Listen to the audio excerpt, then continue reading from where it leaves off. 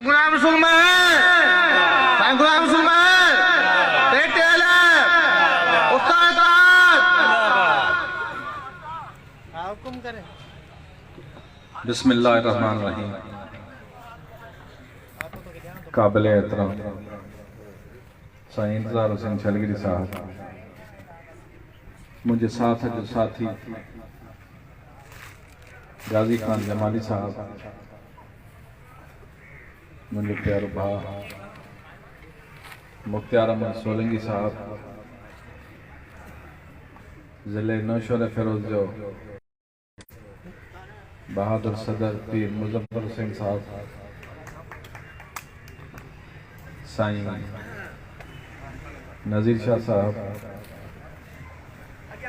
जैकाबाद खां कई आयल असांजा दोस्त बशीर अहमद साहब ऐं असांजे जैकाबाद ज़िले जो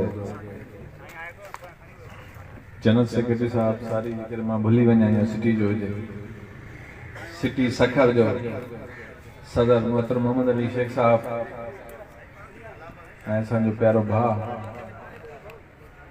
साबका पेटेल तालुका पन्याक जो जनरल सेक्रेटरी अब्दुल खालिक महर साहब ऐं हिन स्टेज ते वेठल डिवीज़न हैदराबाद जो सदर साहब गुलाम मुस्तफ़ा सारे साहब ऐं डिवीज़न शहीद बेनज़ीराबाद जो सदर साईं मीर मोहम्मद रिंद साहब ऐं हिन जंहिं शख्सियत लाइ ही पिंडाल सजायल आहे मोहम्मद मलूक मस्तोई साहब, तालके भिरिया जा उस्ताद साथियो, ज़िले नौशहर फिरोज जा असांजे तालीम खाते सां वांगियल डीओस, डिप्टी डीओस, टीओस ऐं मुख़्तलिफ़ उहिदनि जा ऑफिसर साहिबान, प्रेस जा दोस्तो ऐं हिन स्कूल जा उस्ताद साथियो, अस्सलाम वालेकुम। सब जी नज़र टाइम में हूंदी, यकीनन वॾी सितमगिरी उन चेयर सां थींदी आहे जंहिंखे टाइम जेको आहे सो ॻाल्हाइण जे लाइ लास्ट में ॾिनो हूंदो आहे, ऐं जॾहिं सभु ॻाल्हियूं ऐं सभु मसइला ॻाल्हाइजी वञनि ऐं टाइम बि एतिरो थी वञे ऐं उनखां पोइ छा ॻाल्हाइजे, बहरहाल मूंखे अॼु बेहद ख़ुशी थी आहे जंहिं शख़्सियत लाइ ही मैदान सजायो वियो आहे मोहम्मद मलूक मस्तोई साहब जे लाइ। काफ़ी सालनि खां उन शख़्सियत सां असांजो बि वास्तो रहियो आहे, तालुक रहियो आहे। जेतिरे क़दुरु असीं उनखे ॾिठो आहे, भली हुनजो कद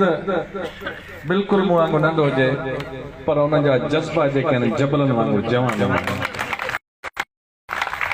इज़हार साईं कंदो आहे। उहे उस्तादनि जा मसइला हुजनि, तहरीकूं हुजनि, एहतिजाज हुजनि, समाजी के बि भलाई वारा कमकार हुजनि,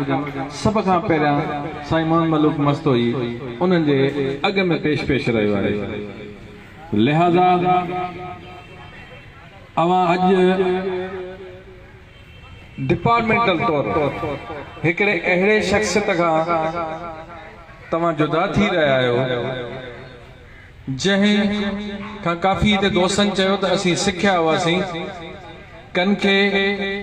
मेन उहिदनि ते पहुचाइण में साईं मोहम्मद मलूक जो किरदारु रहियो। जहिड़े तरीक़े सां पीर साहब ॿुधायो त मुंहिंजे ज़िले सदारत थियण में मेन किरदारु जेको रहियो आहे उहो साईं मोहम्मद मलूक मस्तोई साहब जो रहियो। माशाअल्लाह तव्हांजे ज़िले जी हूअं बि जेका स्ट्रगल आहे, हूअं बि जेका जिदोजहद आहे, सभ खां अॻरी रही आहे। छो त बिलख़सूस अव्हांजो ज़िले जो सदर साहब जेको आहे उहो आउं ॾिसां थो बिना कंहिं तफ़रीक़ जे सभिनि दोस्तनि खे गॾु खणी हलण जो माहिर आहे ऐं हुन में अलाह ताला अहिड़ी क्वालिटी ॾिनी आहे। ऐं इंशाअल्लाह मूंखे उमेद आहे तव्हां सभिनि दोस्तनि में त तंज़ीम जे आइन जे रूह खे ॾिसंदे ही इलेक्शन सब थी वयूं जी साईं इंदार साहब भी चई वियो त बाबा कंहिंजी कंहिंसां बि वास्तो तालुक सियासी आहे पर हिन इलेक्शन खां बाद में सब दोस्त तंजीम पेटियल जा मेंबर आहियूं उहिदेदार आहियूं ऐं ही मरकज़ी क़यादत अवां सभिनि जी अॻवान आहे ऐं सभिनि जो निहायत शुक्रगुज़ार आहियां ऐं निहायत हिते उन्हनि दोस्तनि खे बि जस्तो ॾियां बिलख़ुसूस जेको आहे साईं अज़ीज़ अहमद भाई साहब जन खे ऐं पहिरियां बि चई चुको आहियां त हक़ीक़त ॻाल्हि इहा आहे मुंहिंजी मुलाक़ात तमामु थोरे टाइम में न थी आहे पर हिन खे बाक़ाइदगी सां हिकिड़ो तंज़ीम माण्हू